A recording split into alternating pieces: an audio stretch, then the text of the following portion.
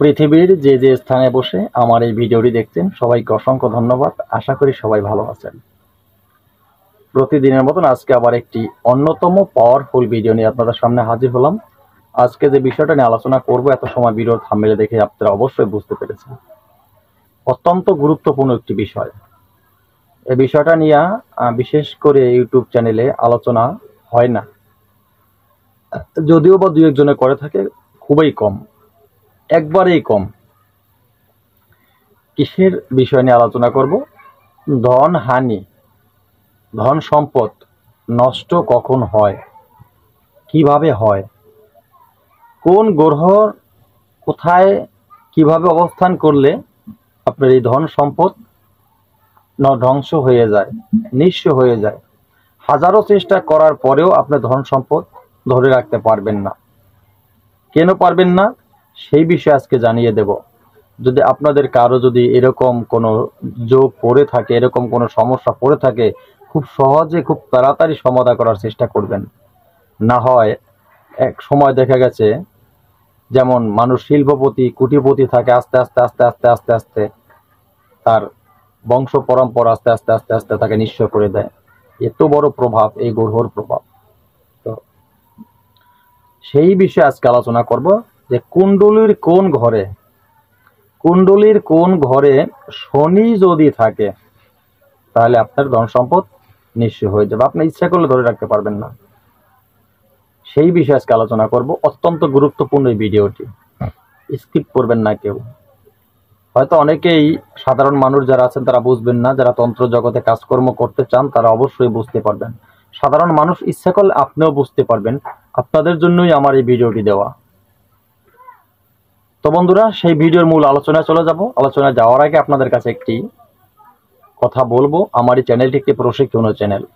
আমার এই চ্যানেলে তন্ত্রমন্ত্র, যন্ত্র, গাছগাছরায়, রোগমুক্তি, বান বিদ্বেষণ, বশীকরণ থেকে শুরু করে উচ্চটান মারণ ধরনের সব ধরনের ভালো মন্দ ভিডিও আমি আপলোড করে থাকি আপনাদের সুবিধার জন্য। আমার এই চ্যানেলের সাথে যুক্ত থাকলে এই চ্যানেল থেকে তন্ত্রমন্ত্র যন্ত্র শিক্ষা করে আপনার ভালো একটা কবির শিখতে পারবেন, মানব কল্যাণে কাজ করতে পারবেন। তাই যারা এখন চ্যানেলটি সাবস্ক্রাইব করেন, চ্যানেলটি সাবস্ক্রাইব করুন, পাশে থেকে বেল আইকনটি বাজিয়ে দিন, নোটিফিকেশন অন করে চ্যানেলটি লাইক দিয়ে দিন। আপনার মূল্যবান মতামত কমেন্টে লিখবেন, যাতে আমি নতুন ভিডিও আপলোড করার সাথে সাথে সবার আগে আপনার কাছে চলে যায়। এবার মূল আলোচনায় চলে যাচ্ছি। তো বন্ধুরা, প্রথম যে শুরু করব, যেমন মেষ লগ্ন, কথাগুলি খেয়াল করবেন, ভিডিওকে স্কিপ করলে আপনারা কিছু বুঝতে পারবেন না। আপনার মেষ লগ্নে শনি, মেষ, যেটা আবারও বললাম যে মেষ লগ্নে শনি যদি ষষ্ঠ, অষ্টম বা দ্বাদশ ঘরে থাকে এবং ধনেশ অস্তগত বা পাপগ্রস্ত হয়ে, তবে আপনার কিন্তু ধন সম্পদ কিছুতেই ধরে রাখতে পারবেন না। আপনি ধন হারিয়ে হয়ে যাবেন। আপনার ধন কিছুতেই, ধন সম্পদ, টাকা পয়সা কিছু রাখতে পারবেন না, দিনে দিনে শেষ হয়ে যাবে। যদি শনি আপনার, আবারও বললাম, ষষ্ঠ, অষ্টম বা দ্বাদশ ঘরে থাকে। সহজে বলে দিলাম। এবার দ্বিতীয় যে শব্দটি, যদি আপনার বিশ্ব লগ্নে জাতকের, যারা যে জাতকের বিশ্ব লগ্নে, বিশ্ব রাশির জাতক জাতিকা যারা আছেন, বিশ্ব লগ্নে জাতকের কুণ্ডলিতে দ্বাদশ ঘরের অধিপতি শনি, ঠিক আছে? তো দ্বাদশ ঘরের অধিপতি শনি ষষ্ঠ, অষ্টম বা দ্বাদশ ঘরে স্থির হয়, তবে জাতক পরিশ্রমে পূর্ণ ফল লাভ করতে পারবেন না। হাজার চেষ্টা করেও পারবেন না। যত পরিশ্রম করেন, কঠোর পরিশ্রম করবেন, আপনি সামনে আগাতে পারবেন না। এরকম একটি ভয়ঙ্কর বিষয়। তো এবার তাড়াতাড়ি এগুলি নিয়ে সমাধান করবেন। কথাগুলি আমি আগে বলি, তারপরে আপনার সাথে বিস্তারিত অন্য আলোচনা করব কিভাবে সমাধান পাবেন। এরপরে যেটা আসে সেটা হলো তৃতীয় শব্দ, যেটা তৃতীয় 3 নম্বর হলো মিথুন রাশির জাতক জাতিকা। মিথুন লগ্নে জাতকের কুণ্ডলীর অষ্টম ঘরে শনি বক্রী বা অষ্টম স্থানে অন্য কোনো গ্রহ বক্রী হয়, তবে জাতকের হঠাৎ ধনহানি হয়ে যাবে। কথাটা যদি বুঝতে অসুবিধা, আবারও বলছি। যেমন আপনার যে অষ্টম ঘর, কুণ্ডলীর যেটা অষ্টম ঘর, 8 নম্বর ঘর, এই অষ্টম ঘরে আপনার শনি আছে। শনি তার সাথে হলো বক্রী, শনি বক্রী। অথবা অষ্টম ঘরে স্থানে যদি মনে করেন তার সাথে অন্য কোনো গ্রহ আবার এসে অ্যাড হয়েছে, হঠাৎ আপনার ধন সম্পদ শেষ হয়ে যাবে, যে কোনো কারণে একটা উসিলার মাধ্যমে শেষ হয়ে যাবে, রাখতে পারবেন না ধরে। তাড়াতাড়ি এর সমাধান খুঁজে নিতে হবে। এবং এবার 4 নম্বর স্থানে আসি। কর্কট লগ্নে, কর্কট লগ্নে জাতকের কুণ্ডলিতে যদি মনে করেন অষ্টম ঘরে শনি বক্রী বা অন্য কোনো গ্রহ বক্রী হয়, তবে আপনার জানতে হবে ধনহানি, আপনার যে ধনহানির যে প্রযোগ খুব কেবলমাত্র সূচিত হয়েছে, আপনারা বুঝে নেবেন শুরু হয়েছে, তাড়াতাড়ি সমাধা করে।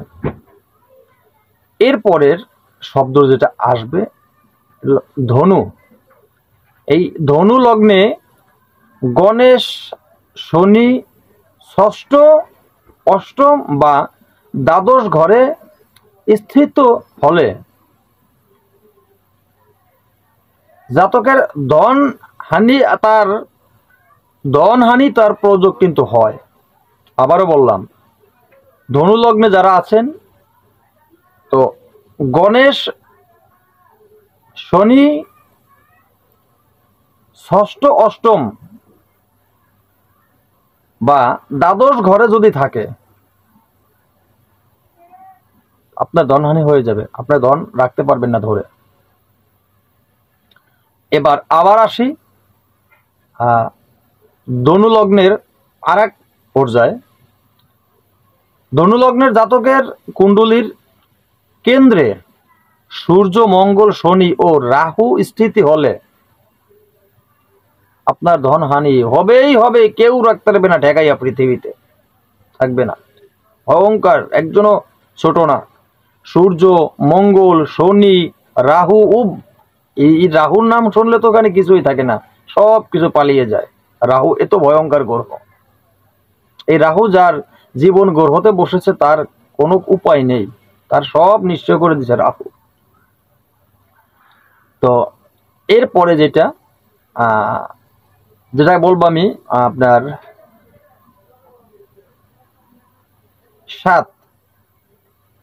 7 নম্বর হিসাব হলো আপনার এই 7 নম্বর যেটা হিসাব, সেটা হলো লগ্নের ঘরে সূর্য, দ্বাদশ ঘরে শনি, অষ্টম ঘরে মঙ্গল ও সুখের ঘরে রাহু বিরাজমান যদি হয়, তো আপনার মহাদরিদ্রতার প্রযোগ যেটা বললাম তো হবেই হবে। এবার আসি 8 নম্বর ঘরে, আপনার কুম্ভ লগ্নে শনি ষষ্ঠ অষ্টম বা দ্বাদশ স্থানে হলে এবং সূর্য ষষ্ঠ বা দ্বাদশ স্থানে হলে আপনার কিন্তু ঋণ হতে হবে, আপনি কিন্তু ঋণে জর্জরিত হয়ে যাবেন। এত পরিমাণ ঋণ আপনি হবেন, আপনি কি দিয়ে পরিশোধ করবেন, কোনো রাস্তা থাকবে না। এবং এরপর পরের স্থান যেমন আপনার ধনের যে একটা জায়গা, এটা আপনার ভিতর থাকবে না। তখন আপনি আস্তে আস্তে আস্তে কি হবে জানেন, আপনার সাথে পাপ গ্রহগুলি, যে পাপ গ্রহগুলি আছে সেগুলি আস্তে আস্তে জর্জরিত হয়ে যাবে, পাপ গ্রহগুলি। তো কি করবেন আপনি, আপনার কিছু করার থাকবে না, তাড়াতাড়ি এর প্রতিক্রিয়া আপনার করাতে হবে। আপনার আশেপাশে বা আপনার যেখানে যেরকম, যদি এরকম এর প্রতিকার করার মতন তন্ত্রক্রিয়া করার মতো যারা আছেন, সাধুগুরু মনি ঋষি যারা ভালো আছেন, সৎ আছেন, তাদের কাছে যাবেন। তাদের কাছে গিয়ে খুব দ্রুতভাবে এটার প্রতিকার করে আসবেন। এর প্রতিকার না করলে আপনার জীবনটা শেষ হয়ে যাবে, আপনার জীবন ভালো থাকবে না। আপনি যতই চেষ্টা করেন ধন সম্পদ ধরে রাখতে পারবেন না। এবং লাস্টের আর একটা হিসাব বলি, আপনার মনে করেন শনির যে অশুভ ফল, শনির অশুভ ফল কিন্তু ভয়ঙ্কর, দরিদ্র থেকে হত দরিদ্র করে ফেলবে। আপনি কারো কাছ থেকে হাওলা তো পাবেন না, কেউ ধার দেবে না একটা টাকা করে আপনাকে। তাই এই যে কথাগুলি আমি বললাম, যাদের হিসাবগুলি বললাম, যতগুলা স্থানের কথা বললাম, এই হিসাবে জাতক জাতিকা যারা আছেন, আপনাদের ভিতরে যদি এরকম কিছু হয়, আপনাদের যে কুণ্ডলীর যে মেইন ঘরগুলি সেগুলি চেক আপ করাবেন। যেগুলা চেক আপ করালে আপনারা বুঝতে পারবেন আপনাদের কোন ঘরে কুণ্ডলীতে কি বসে আছে, তাহলে আপনারা খুব বুঝতে ঠান্ডা মাথায় থাকতে পারবেন। ঠিক আছে, আপনাদের মনে করেন যদি মনে করেন টাকা পয়সা নাই, টাকা পয়সা এদিক সেদিক চলে যাচ্ছে, আপনারা যদি সংসারে অশান্তি করেন, ঝগড়া গ্যাঞ্জাম করেন, লাভ হবে না কোনো। কারণ আপনার যে গ্রহ, আপনার যে রাশির ভিতরে ভেজাল লেগে গেছে। তো অনেক সময় কিছু কিছু গ্রহ, কিছু কিছু অধিপতি রাশির ঘরে এসে বসে, আবার কিছু সময় পরে আবার মনে করেন যে আপনার 15 দিন, 1 সপ্তাহ, 1 মাস পরে আবার চলে যায় তারা। কিন্তু যেগুলা বেশি ক্ষিপ্ত হয়ে যায়, যারা কিছু কিছু গ্রহ আছে, যেমন বললাম যে আপনারা মনে করেন সূর্য, মঙ্গল, শনি, রাহু, কেতু, এগুলো খুব ভয়ঙ্কর, এগুলো খুব ভয়ঙ্কর। এদের প্রভাবে পড়লে কিছু থাকে না।